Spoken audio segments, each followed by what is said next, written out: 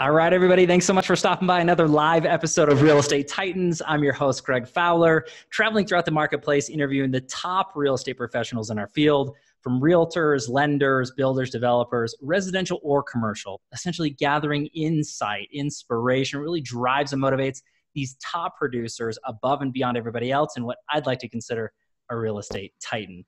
Our very special guest and feature titan for today, Matt Miale. Matt, thanks so much for being on the show. I'm super excited to have you.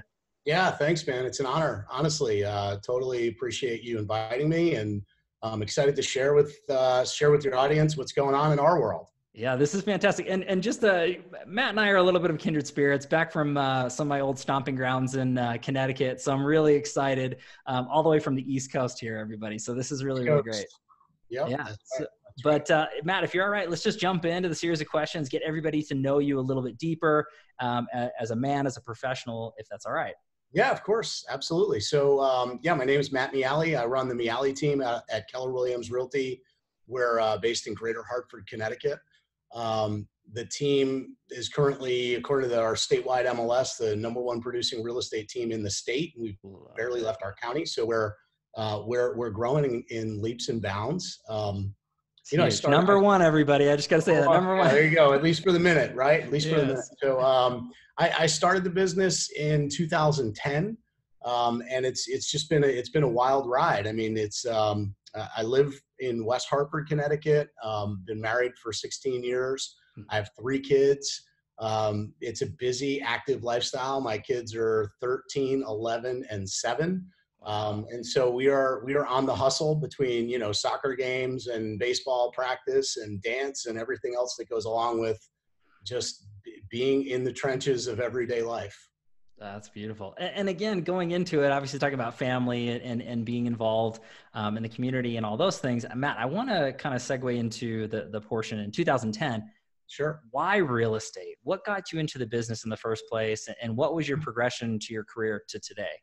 Yeah, I tell the story, half-heartedly, and it's kind of a, it's a little bit of a silly background, but I'm kind of an accidental realtor. Like I really didn't, I legitimately, I really didn't intend on this being a career path for me. It was somewhat accidental. And in fact, I think it can inform a lot of people that are engaged in the business and not really sure where to go with it. I spent the first 10 years of my career, graduated from college in 1997, spent about 10 years in national advertising sales at a number of different companies, got bit by the real estate investing bug.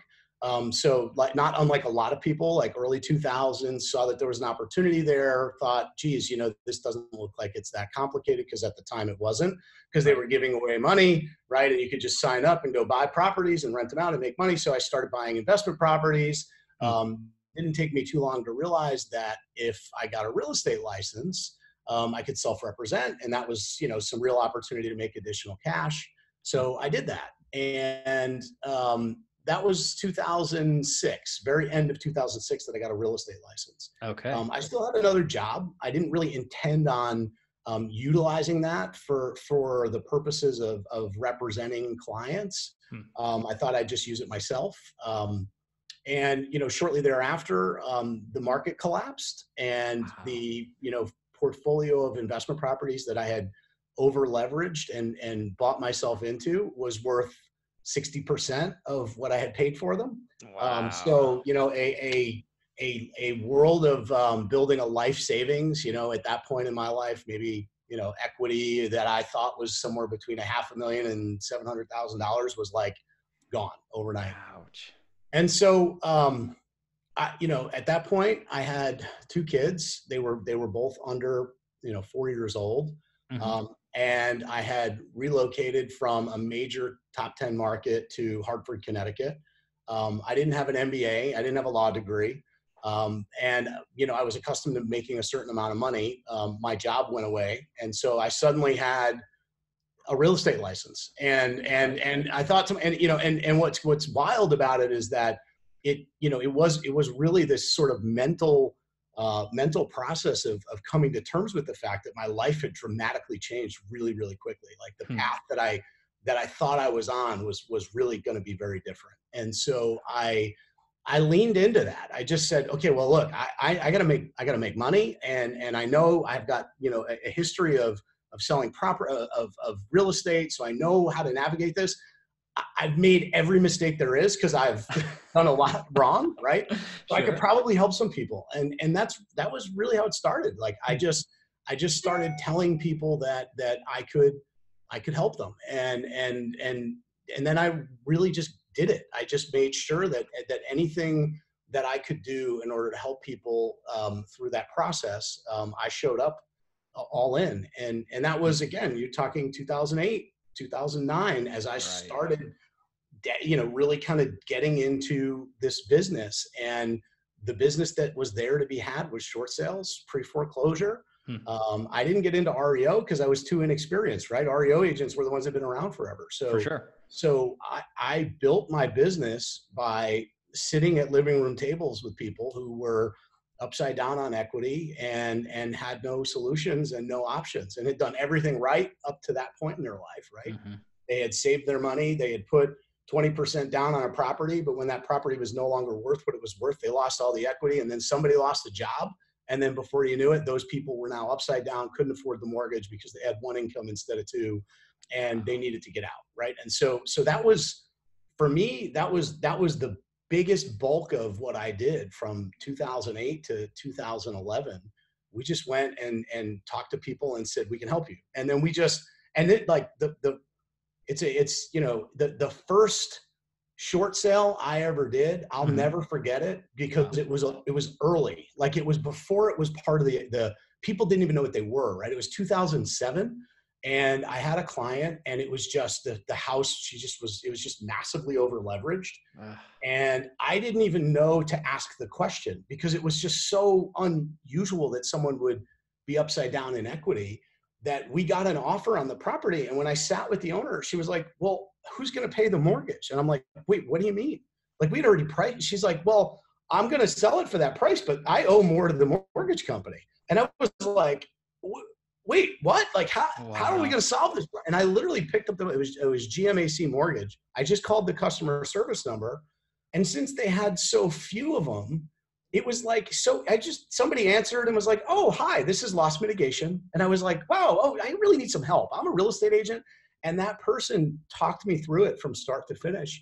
And they really just coached me on it. And then all of a sudden that became a real business that was out there. There were people that really needed help. And we just, like I said, I just leaned into how can I help you? And that was it. We just went to service and we started helping people through that process. That was what we did. I love that. And that shows obviously passion, heart, and real integrity to go through that and help people through the process. From there, Matt, what was it? Because that was kind of, you were saying kind of 2011. So obviously we're in 2019 right now, just knocking on 2020. Really, it was just that part, like that time frame was, the short sales really showed up and became something that was part of my everyday. Like it just was like, I was a single agent. I didn't have a team yet. And there were people out there that in my world, like they needed help. And then the second wave of things happened is that there were agents who needed help. So suddenly, without me even really, I had no intention behind it. Like I said, I was an accidental realtor. Like this all happened by accident. I was just doing, head down, doing the thing I was supposed to do. And all of a sudden agents were calling me and saying, hey, I heard you know how to deal with these short sales. Can you help me? And I was like, okay, sure. Yeah. How do you want to work it out? Like, and they'd be like, well, I just went and met with a client and they're, $60,000 upside down and the property needs to be sold, but I don't know, how do we even list it? What do we do? And I started writing a playbook. Like I just started writing a playbook on how to do a short sale. And then I started to create, a presentation around it. I never really leaned too heavy into marketing. It just sort of just organically, these things started to show up for me. Wow. So that was, again, it was a lot. It was a fair amount of business in that 2008, 2009, 2010 timeframe. And right around 2010, because I had been in the business long enough, like other business started to show up, like like normal business, like people that wanted to buy houses, like started to show up because now I had signs in the ground and I had been doing the grind long enough. And that was when I went and really hired my first assistant. And that's kind of what I call the beginning of the team. It was when it was probably the first time that I got real with myself and said, you know what, this is probably the thing you're going to do. Like Hmm. I still for a couple of years was like, Wow. yeah, I don't really know. Like I'm selling houses, but you know, I used to get on airplanes and wear a suit and tie and fly around the country and do boardroom presentations. So maybe I'll go back to that. But in the meantime, like I'm doing this thing, and I found this miracle of fulfillment in helping people that I'd never had in my corporate gig. And so Wow. I suddenly enjoyed my days more. You know, even in the mire of short sales and the challenge of personal, you know, the personal challenges that people are going through in there, I found that I had, you know, I had an ability to help people through it. And then there was this part of me that just had to come to terms with, like, look, if you can, you know, you should. You can do this, and that's how I got into real estate. I mean, really, like Wow. that's the whole story. And by accident, I built more business than I intended to build, and then obviously got very intentional about it. Like then it was, you know, I actually said I should do this. Like this should be a thing I really lean into. And so at that, which I think there's a great foundation into there. So when you got into the lean into this, know that it is, and then you hired your first assistant, what was it like with the growth of the team to where you are today? So the funniest story that our operating partner at our market center tells, because he was new to the market right around that time, and he came in as at Keller Williams, we call our office manager like a team leader. So he started as our team leader. And he always tells the story. He goes, there was just one day where you were a guy that was sort of operating on the periphery, doing short sales and had property management. And then you listed 13 houses in 3 weeks. And I was like, yeah, that's when I decided I was going to do this. Like, and Wow. he was like, what did you do? And I said, I just decided that this is what I was going to do. And I went and I took a whole bunch of listings really rapidly in less than a month. And people were like knocking on my door, like, what are you doing? I was like, I'm just showing up. Like, I literally just come to work every day. Yeah.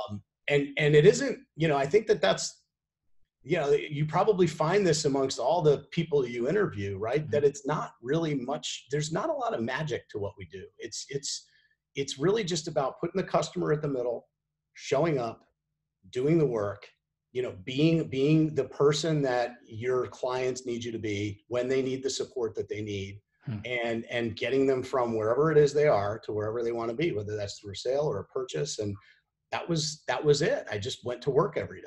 Love it. And obviously that speaks volumes about, you know, what you do in your community and obviously for the real estate community, but for your team and growth and really caring and giving, you know, to me, that's extremely important. And I want to shift gears on this particular one, because I think it's a great segue into what your why is, Matt. I mean, what gets you excited and motivated every day to get out of bed and do what you do to the level that you do it at? It's I mean, that is there's so much to unpack in that simple question. What's your why, right? Sure. Like, I mean, it's multi-layered. The simple answer, right? Let me start with the simple. Yeah, hit me. The thing that gets me out of bed every day is my kids, right? Like I am wholly and totally, and it's such a simple answer, and I get that. And and I share this with my team all the time. It's a cheat. Like it's a life hack when you have kids. You get to say, my kids, right? It's so easy to say that. And everybody's like, you're father of the year. Yay, good for you.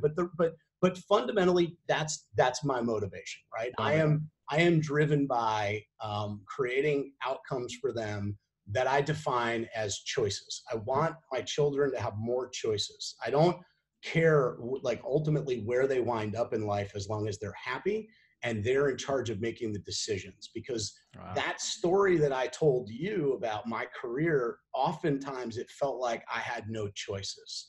And that's a tough, right? That's a tough place to be. And I had to personally reconcile a lot of that in my own mind around, you know, well, why did I choose to do this? And most of the time, the reason why was, well, because you needed to survive, right? Like survival's enough of a motivator to get enough done, but it's not enough of a motivator to live a life of significance or fulfillment, which is what I'm really after and what I want to leave behind for my kids. And so it's sort of a simple part of it. And so when I dive deeper into that, it means more than just, oh, I want to wake up and give my kids a good life. It's about empowering other people, because I know that through that, what you create is you create a ripple effect of the legacy that you leave behind.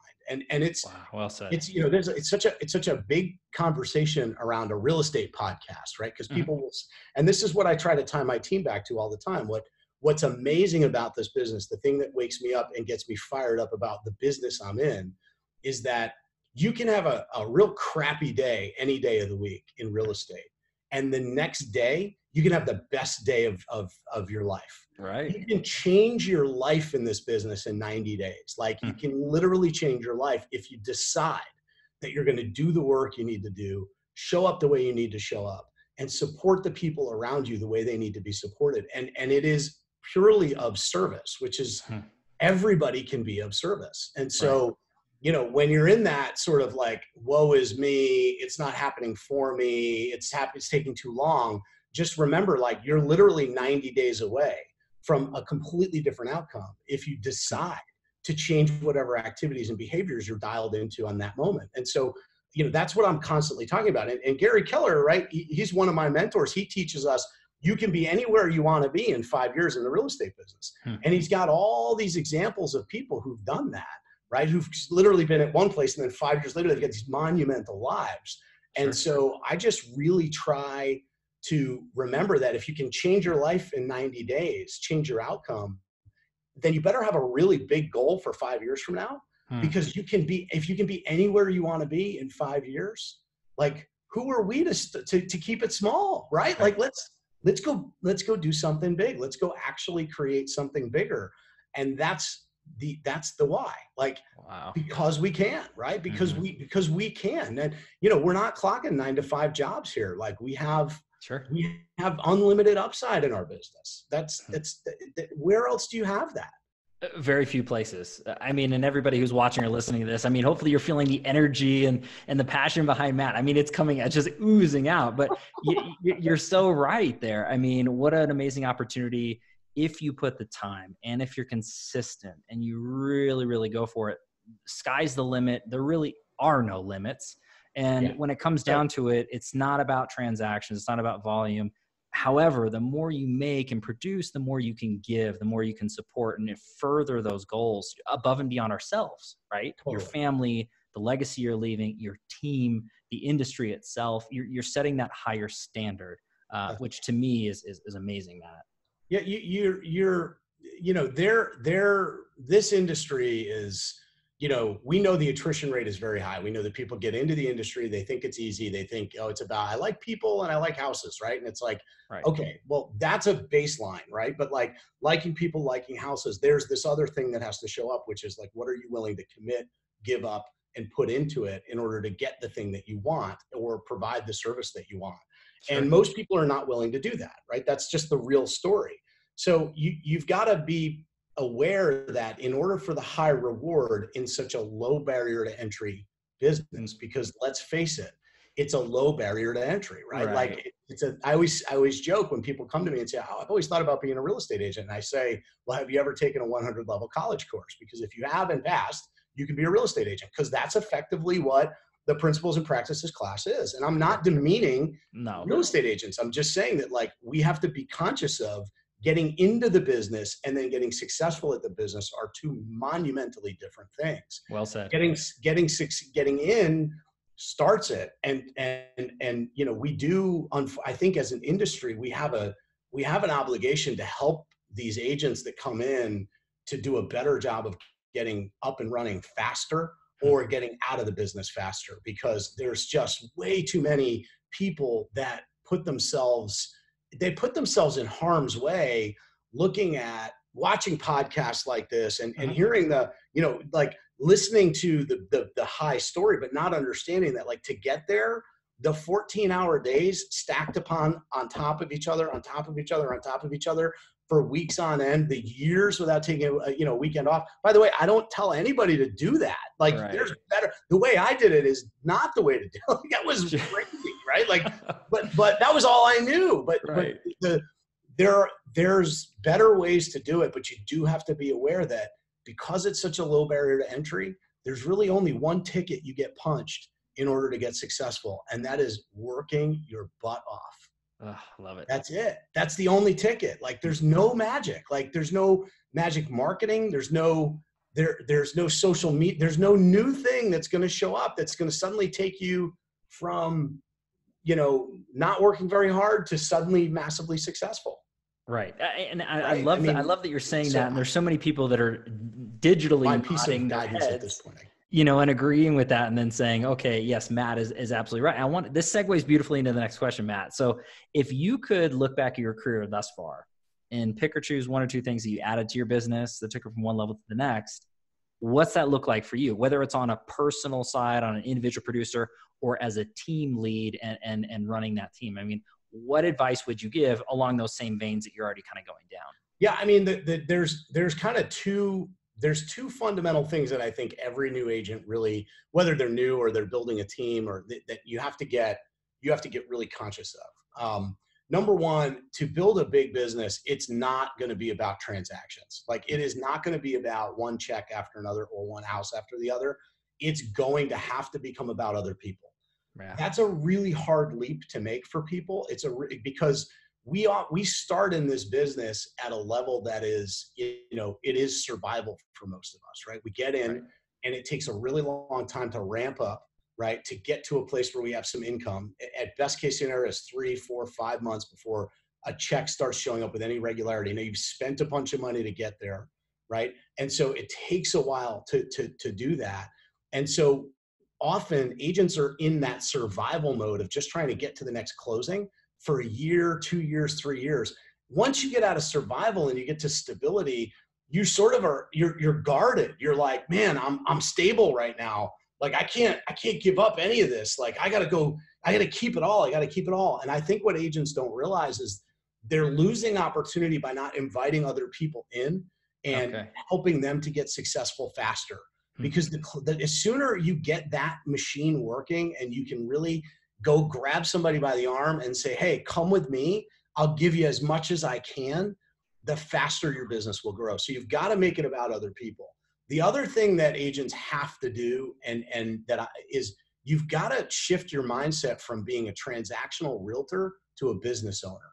Like, even if you're doing 5 deals a year or 50 deals a year, you've got to start thinking like a business owner. And, business owners operate off of some pretty simple things: profit and loss statements, income, cash, like they follow some pretty simple standards. There's a reason that if you're going to buy a franchise, right, like, you have to have certain financial capacity to run the business. You have to have reserves. Right. Our business is so weird because we get 1099 income. It's got our name on the check. We put it in our personal bank account, right? But that's actually got to fund 2 things. It's got to fund our lifestyle and it's got to fund our business. Right. It's got to go 2 ways, but it has our name on it. So we don't think like business owners early enough. And most of the time, and I can tell you this from personal experience, most agents have to learn that lesson the hard way. Okay. Most agents have to get in trouble with the IRS. Like, they've got to get to a place where they're upside down with something, right? Or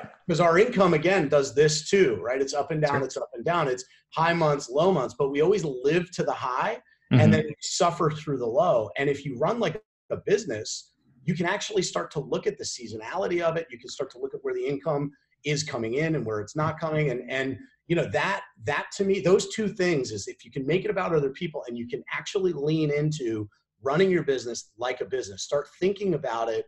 And even if you're a solo operator, think about it like a business. How much money did I bring in? How much money needs to go out? How much do I need to take out of my business? What's left over for me to reinvest? Those are, the thing is principles and practices class doesn't teach you any of that, right? Like, it just teaches you how to not get in trouble, which is totally fine as a 100 level college course. But like, the 200 level course should be like, now you're an agent, you're also a business owner, right? The IRS doesn't care when you say, like, what do you mean I owe you $70,000?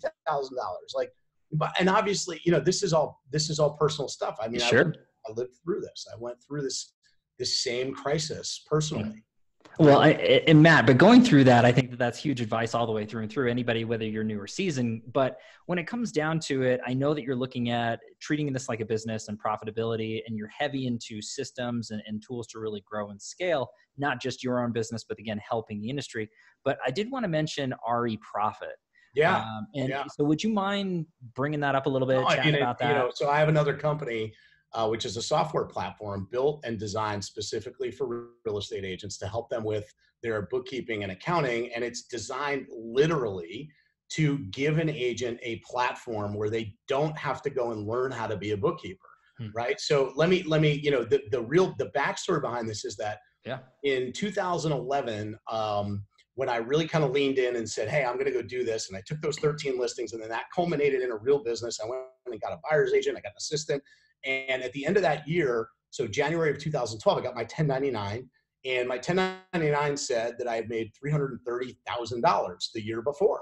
And I was like ecstatic. Like I opened it, I looked at it, it was like a Christmas present. I was like, oh my God, I made all this money. This is amazing. I was so excited. So I'm standing on the front porch, took the thing out of the mailbox.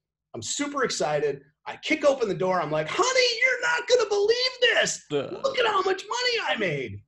And it was like, she did not react the way I thought she would. Okay. She looked at me like, what is wrong? Like, where is it? Like, where's all the money? Because we didn't have any of it. Right. Like the real story for us at that time was, I was basically going commission check to commission check, and all this money was coming in, and that byproduct of those investment properties that were upside down, I was still living in that mire. And so I had a mess of properties that were upside down that I was paying bills on, tenants checks that weren't coming in. But nobody was watching, nobody was paying attention, because I was just head down, go sell more, not running my business like a business. Like just all I knew how to do was create a bunch of chaos and create a bunch of opportunity, but nobody was adding it up and saying at the end of the day, like, you actually made money or lost money. And so year after year, I was just losing money. And oh, by the way, I was using the IRS as like a credit line, because I just wasn't filing my taxes or paying them, right? Sure. Like it was just, so I didn't have $70,000 to write a check to the IRS in 2012. I just didn't have it. So it was like, well, I guess I'll just keep doing what I'm doing, go sell more, or hard stop, you better figure this out. So that was a real wake up call for me in 2012. And I dove really deep into a part of my business that was super uncomfortable for me and not natural, which was the back end financials, right? And I had to unwind a mess of 3 years. I had to figure out, like, what did I owe? What did I spend? What did I invest? Where was all this stuff going? Had to put it all together, right? Figure out a payment plan with the IRS, which we did, right? And then somewhere around 2013, 14, I had kind of unwound this whole mess and figured out that, okay, I get it now. I need to run my business on a profit and loss statement, a balance sheet. I need to be tracking this stuff regularly. I need to figure out what I'm investing in that's actually giving me a return on investment. Like I put my CEO hat on, like not just my personality hat, which was getting me deals, and my service hat. So we had a product, but now I had to actually be a CEO. I had to say, I'm going to actually run a business. Beautiful. And it was in 2014, we were at a leadership retreat, and I was with a group of top producers from my market. And it was the first time I told that story that I just told this audience out loud. It was the first time I ever said it, because the thing to remember is that in that time period, I was building a big business, right? So I didn't have, in that time frame, I didn't show up like a guy that didn't have any money. I showed up like a top producing realtor. Right. I had suits on, and I had listings, and I had buyers. I showed up like a guy that people said, hey, let's give you medals. There's some of them back there. Like there's some of the medals, right? Those medals aren't worth any. You can't give those to the IRS. Like it doesn't matter. They don't care, right? So I didn't show up like a guy who didn't have his books together, right? I showed up like the kind of realtor that everybody wanted to be. So they told me to teach classes, and I did all that. But so in 2014 at this leadership retreat, we were talking about things that are critical for agents to get their head around. And I brought this up. I said, look, I don't know where you guys are, but I actually brought it up as a topic that I thought agents could help me with. It was almost like, hey, I don't know what you guys do, but let me tell you my story. Like, I don't, you probably don't realize this, but I've been financially struggling. Like I had all these problems, and I had to deal with it, and I'm good now, and I've got a P&L, and I'm running. And it was like somebody dropped a bomb in the middle of the table. Like everybody's face just went white. And these are top producers, and Right. literally one by one, everyone at the table was like, me too. Mm-hmm. Yeah, I once had a car repossessed. Somebody actually had a foreclosure notice that had Yeah. just been served and started bawling, crying. Like Wow. it was a mess. And so there were 11 other people there. And it was in that moment, I kind of elbowed my business partner at REProphet. His name's Matt Erdman. I kind of elbowed him and I was like, Matt, like as leaders, there is no other thing. Like if we can promise whatever we want as far as build a big business, whatever, but if people are just selling houses, but they're not actually creating a life worth living because they can't get their head around this financial stability component, like what is that? Like that's not worth anything.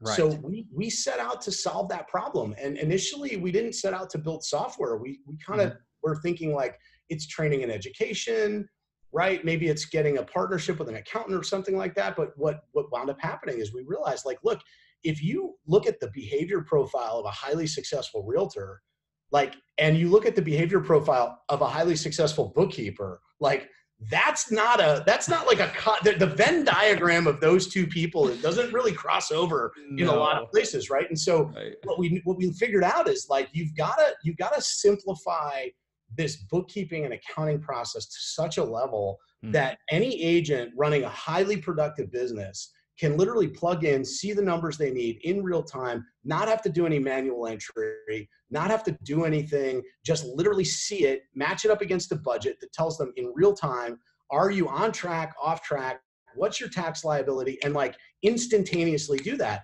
And so we spent the better part of 3 years investing in and building a platform that does that for real estate agents. It's called REProphet. Anybody here? In fact, what I'll do, if we can set up a code for anybody that's watching this, and we can do like a free 60-day trial for anybody that wants to sign up for it. So we'll put that in a link or something like that. So it's REPROPHET, REProfit.com. So profit like the profit, right? The idea being we're going to give you guidance through real estate profit, right? We're going to give you financial guidance through that process. And so we'll set up a link and give everybody a free 60-day trial on that. So love it, Matt. And hey, you know, everybody out there, this was not pre-planned. This is great. I mean, so no, not planned at all. We appreciate this. And I think that, you know, when it comes down to the fundamentals, and we've only scratched the surface on that. So everybody's watching or listening. I mean, this is true to the top producer. I mean, that's what really separates the best from the rest, is having those systems and building this and treating it like a true business. But this is not everybody's forte. Figure out a way to make that happen. And REProphet is definitely one of those. So yeah, we'll have links in the comments down below. We'll go through everything, and then feel free to reach out to Matt. I mean, that was a wealth of knowledge right off the bat. I mean, tons of takeaways and info. We're just getting started, everybody. So, but hopefully I'm not throwing you under the bus, Matt, but please reach out to this man. He's a 100%. You can I'm really easy to find because I'm a real estate agent. I tell people that all the time. If you Google my name, like my cell phone number shows up. So anybody can text me, call me, you know, reach out to me anytime. If you're interested in learning more about, you know, getting sound in the financials in your business, I'm happy to help. We do coaching. We do a bunch of different things around that, my business partner and I. So, you know, this is obviously a passion project for me. And, you know, we've helped a lot of people, not just using the software, but just through our knowledge base around this. And so, you know, we really, I believe that's those two things, make it about other people and treat it like a business. If you can do that, those are pillars in your business. Like if it's about you, it's going to be really hard to ever make it big. And if you're not treating it like a business, whether it's about you or even if you make it about other people, but you don't treat it like a business, like it's not going to last long. Like it's not going to build itself. So. Wow, this is huge, Matt. I mean, I could talk all day just on this topic. Maybe we'll do a 2.0 episode into this, but I do want to shift gears into this and go a little bit deeper onto you when it comes to the next question, which is the challenge question. This is the tricky part of this interview in the series, but everybody deals with challenges in their lives, whether they're personal or professional. We all have them. So it's in the past, existing right now or into the future. No one's exempt. But I'm a firm believer in not so much what happens, but what we learn from and how we respond and what we can share that really matters. So Matt, if you're comfortable sharing a challenge personally or professionally that you dealt with, overcame, what's that look like for you? I mean, I've had Yeah, I mean, from the time you're a kid, right, and the kid picks on you and play, all the way up through, 3 days ago when a customer was mad at me, right? Like we have Sure. challenges all the time. The big ones, the real big challenges, obviously, working 7 days a week and, being head down, trying to build a real estate business and realizing that I was making no money. Mm-hmm. And then finding out that I had $70,000 in IRS debt. And that was a pretty tough time. Yeah. That was a pretty tough time with the kids, and that was tough on every part of my life. I mean, it was tough on my relationship. That was tough on me as a father. That's tough on you identifying yourself as, somebody who's successful. Like, having big things like that happen in your life are not easy to overcome. Oh yeah. But any of the challenges I've had, and there's plenty. I mean, in 2016, I had 11 people on my team in the beginning of the year and I had 12 at the end of the year, but 9 of them were different. Like, what happened? Wow. Like, whoa, like the whole team shifted. Like, I've had a million different things happen. And I can tell you like that if there's a thing that I talk about around challenge, it's that it's always about really rewiring your own DNA, right? Like each of these things that have been tough for me have always been all my fault, right? Like that's just how I approach it. Like it's all my fault. Like whenever something good happens, it's not me, it's somebody else. But whenever something bad happens, I just go right into like, you're in this, like it's your DNA on this, like you're the leader. Like that's the probably the biggest growth thing that you can get to in order to build something that is big, is that you just have to be confident in the fact that like you're going to do some really terrible, like not terrible, like unethical, but like you're going to do some things wrong and they're going to have impact, and they're going to impact your family, and they're going to impact the people that work with you. And you've got to just be all okay with it's all my fault and I have to fix it. And so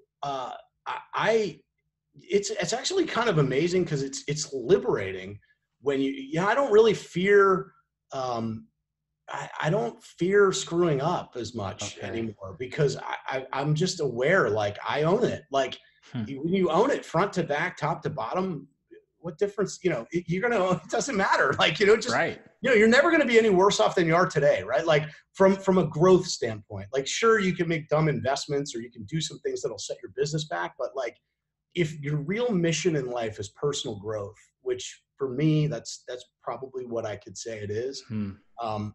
Once you've learned a lesson, you generally don't have to learn it again. Like you might have to make the same mistake over and over before you really learn it. Sure.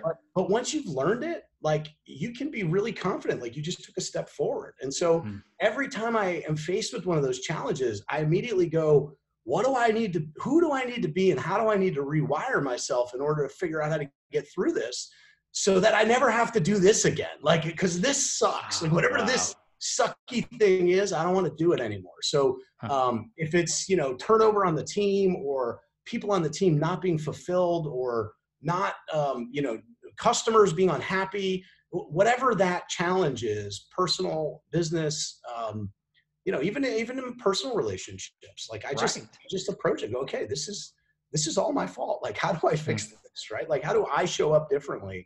And it's again, liberating way to approach life, because you don't have to carry around the weight of it being about anybody else. You take 100% control of it, which is powerful. So, people ask all the time, what's the biggest thing you've ever overcome and challenges? And I have to be honest, like I feel incredibly blessed. I've been broke a couple of times. That's really shitty. That's not fun. Running out of money is terrible. I don't recommend it for anybody.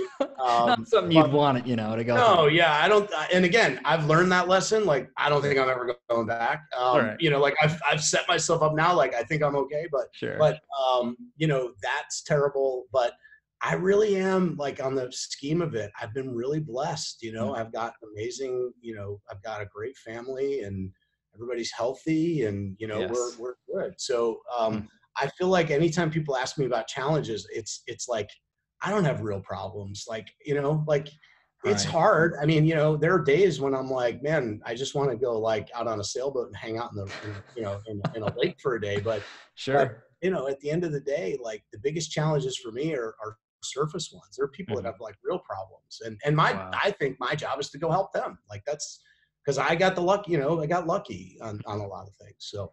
Well, Matt, I want to thank you for sharing, because it's not easy to, share that personal information out to the world this way. But I think there's so much humility and basis of understanding for so many people watching or listening to this, owning what happens and not necessarily blaming someone else or what's going on, but understanding what's going wrong, if it is, owning up to it, and then moving forward and trying to stay as positive as possible. I mean, that's like you said, personally, professionally, whatever it may be. And I think that's sound advice. And the fact of the matter is you're right. I mean, no matter how bad we feel that we have it, somebody else has it so much worse. And we just have to be blessed every day that we're up and we have our family and our health and our lives, and we just keep moving forward. And that's the message to me. Yeah, I love the fact that you said that. So hopefully everybody's really getting this information too. Listen, there are times when I want to blame somebody else, and there are times when I feel like it's not fair. And so what? Like I can feel that way all day long. That does nothing for you. Like you can be like, well, that's not fair. That guy screwed me, or that client's unreasonable, or whatever. And so what? Like, our biggest problem in this business is that we try to make it about things that are out of our control. And it's not. Like, it's literally every day. Like the people that are successful have figured out that this is actually pretty simple. Like come in, do an amazing job for one person every single day. You'll have a bigger life than you've ever dreamed. Wow. But if you spend all your time in the stuff that the market conditions and, Joe Schmo realtor across town who stole some listing from you, or some Cobra client that doesn't know how to do a deal. Like, I mean, it's all noise. None of that has anything to do with you. Like, what are you in charge of? What are you going to do? And, that is the message. We beat that drum on our team.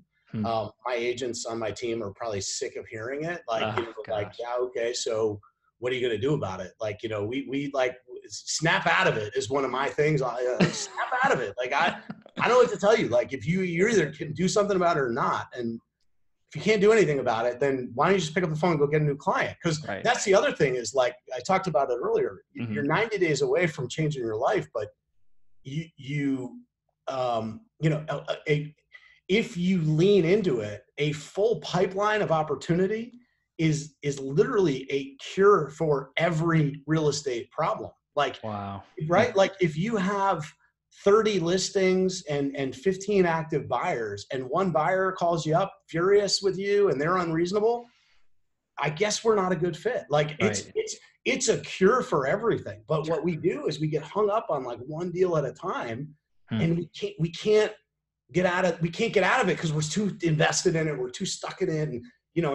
And that's just not a fulfilling life. It's just and it's not empowering anybody either. It's sucking your energy, and the client's not happy either. So, we need to be able to walk away from that. And the only way to do that in a 1099 independent contractor commission-based business is to have enough business. That's the only way. Wow. And Matt, to me, and just to close this particular section out, I think that I really love the fact that you had mentioned, looking at the 30 listings and the 15, clients on that side, and one's upset. It happens, right? This is life, and you can't be everything to everyone at all times. And I think that when you're trying to focus on that one little thing, I always do driver or car. I'm a car enthusiast. I love, being on the track, that sort of thing. So if you're looking at it from a corrective standpoint, you look down the track, you look down the road. You're not just looking straight in front of your car. If you're doing that, you're going to hit stuff. You're going to move around. You cannot navigate right there in front of you. You'd be tripping all over yourself. So look down the road, look long-term, and look at the bigger picture is what I'm getting out of what you're saying really deeply. And it's super, super relevant to me. Yeah, I use a very similar analogy when we talk about that evolution, right? Of survival to stability to success to significance, and those sort of 4 tiers that people go through in business, right? That when you're in survival, it's like playing the lava game when you're a kid and there's pillows on the ground, right? Yeah, Like yeah. you have to look down to jump from one rock to the next. Like when you're in survival, the idea of a big life is so far off because you're just afraid that any misstep, you're going to burn to death. And so, Wow. you know, but really to get to success, you've got to pick your eyes up and look at where it is, because if you're looking down, you can never get all the opportunities. You're missing them. And it's hard. That is a metamorphosis that real estate agents have to go through. You got to survive for a while, but every once in a while you got to pick your head up and be like, why am I doing this? Oh yeah, that thing. Oh yeah. Okay. That thing. Yeah. I want to do that. I want to do that. And it's got to be about other people, and you got to run it like a business. So. Oh, Matt, this is so good. Okay, I do want to shift gears on this, and again, we could just dive deep, everyone. Right, this is great. Again, huge information so far. So this is a softer question. This is actually one of my favorites, and it ends up being the travel back in time question. So if you could travel back in time, Matt, and give your younger self a piece of advice or two, any time frame, any age range, what would you say to your younger self? I would tell them to listen to Real Estate Titans Live. That's what I would tell them. Oh gosh, Matt, you're the best. No, I'll send you a check later. I think the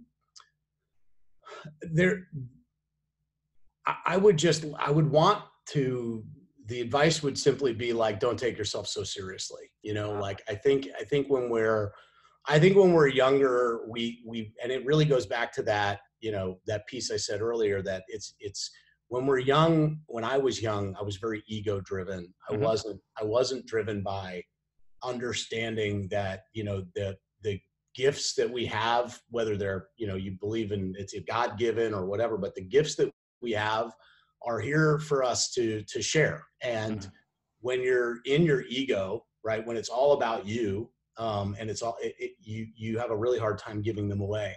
And I think when I was younger, I was just not focused on others. It was about me. My world was small. And when you can make it not about you, it's actually very enlightening. And that would be the piece I would pass along. Like, chill out. It's going to be okay. My dad used to use this term. He used to say it's SFGTD. And he would say that's stuff for God to do, right? Like anything anything that's like you're stressing out about, so he's like, that's SFGTD. Like that's just stuff for God to do. Just put that in that bucket and let that happen.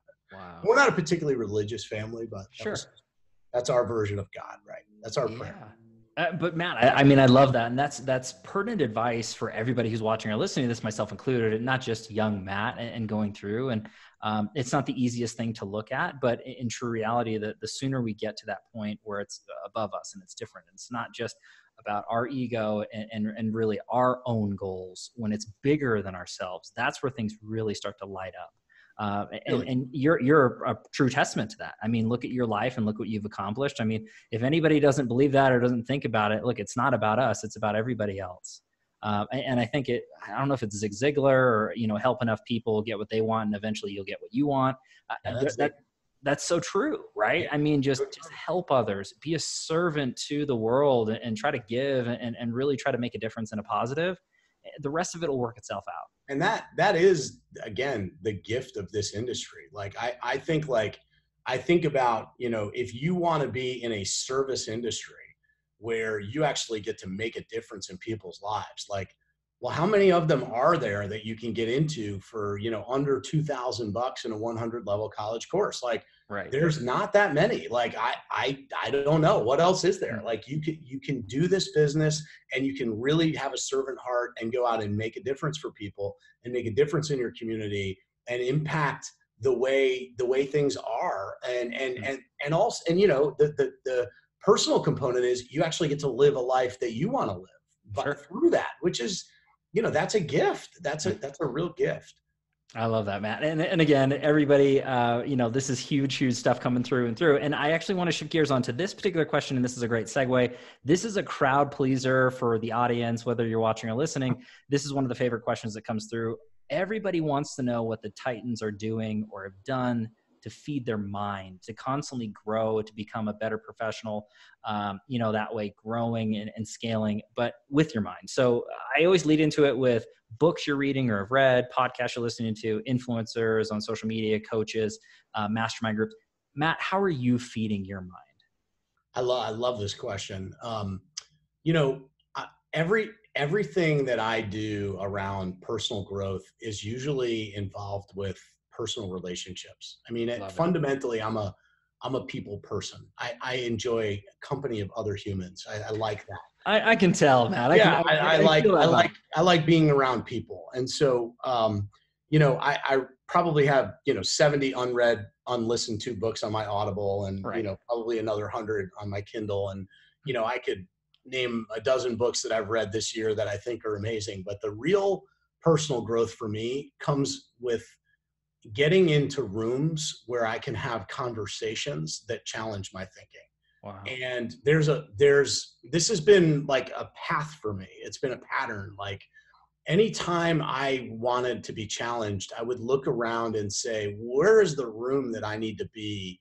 Who are the people that I need to be in conversation with that are going to help me to realize, recognize, change my thought process? And a lot of that starts with signing up for stuff that, going to classes, going to, one of my, personal mentors, Ben Kinney, has been a really great influence on my business. And, he and I have become friends, and that just happened because I just started showing up at everything he was teaching, right? Because the first time I went, it was like, wow, I just took away some stuff that blew my mind. And, I just kept showing up and then, got to know him. And it's been, and then from there, that leads to other rooms that you get into. And I think what people have to realize is that, you've got to kind of raise your hand. Like if you're not in an environment where you're being stimulated by other people and that's what drives you, you've got to raise your hand and like kind of kick the door down sometimes, because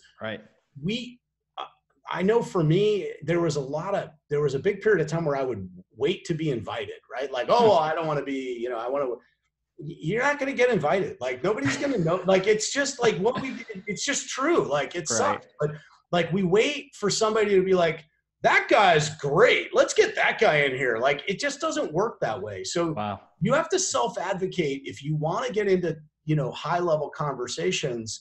You got to raise your hand. You got to show up a little bit, and even on the borderline of being annoying. Like, go be annoying with somebody. By the way, if you're in the real estate industry and you're persistent, that's a good thing. So, if you want to have a conversation with somebody and show up in a room that they're in, go ahead and be persistent and say, "Hey, I'd like to pick your brain. I'd love to talk to you. I'd love to learn from you." And then it goes right back to the very first thing I said: show up and deliver as much value as you can.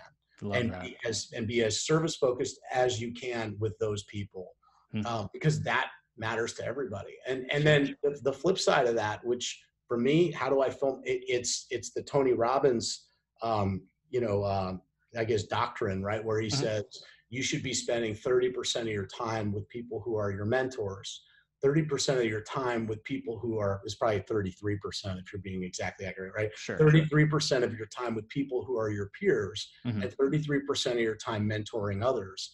And I really try to live by that, because I learn as much from people that I'm mentoring as I do from mentors, right? And sometimes we need to go sit with somebody who's in the same place as us and share struggles we're having, because they're having the same struggles. And sometimes that brain trust, right?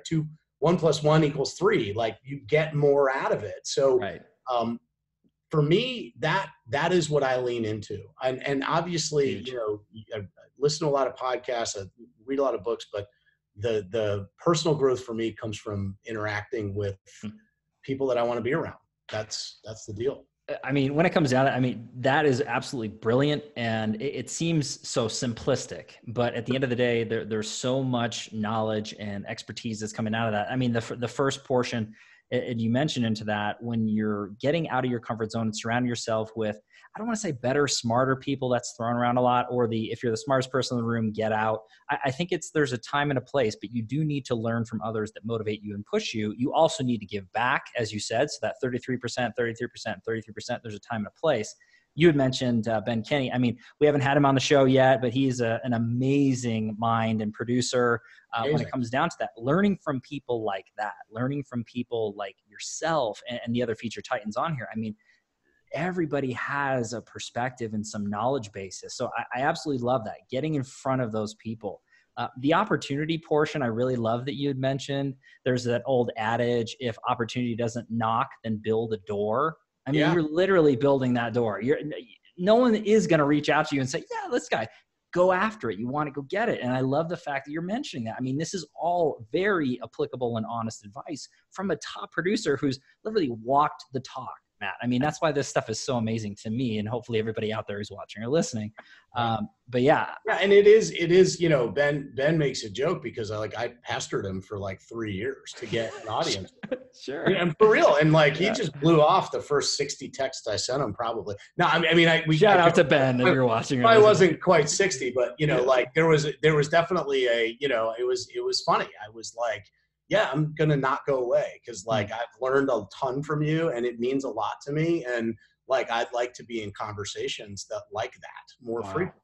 And so, you know, that is that's happened even with Gary Keller. You know, we had a private mastermind with Gary Keller with the top 10 producing teams in New England at Keller Williams. And that literally happened because one of my colleagues, Hudson Santana, who I think he still has the number 1 producing team in Keller Williams in all of New England, another good friend of mine.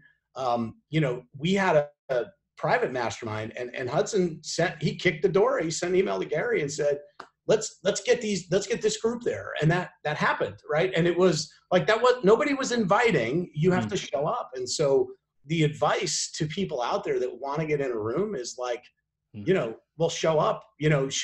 Well, there's too much going on in everybody's life for everybody to be worried about, like, who else should be in here?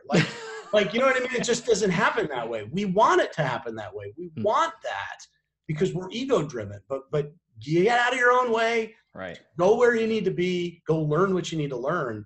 And, you know, the rest will work itself out. Like, Don't worry about upsetting anybody. Nobody's going to get upset because the other cool piece is, all of those people that you want to learn from really enjoy teaching. Agreed. They want to share because somebody taught them, right? So it's amazing. Like, nobody is insulted when you ask, and if they are, they're the wrong mentor. Like they're not the right person, right? But people want to share. Wow. I love that, Matt. I mean, again, this is just amazing amounts of information, inspiration, real applicable stuff all the way through it, whether you're in real estate or you're an entrepreneur. I mean, this is all the way through and through amazing, Matt. And I can't thank you enough for taking the time. I know you're super busy, but I do want to wrap everything up with a final question. And this ends up being the quote or mantra that you live by that sums you up as a man, as a professional.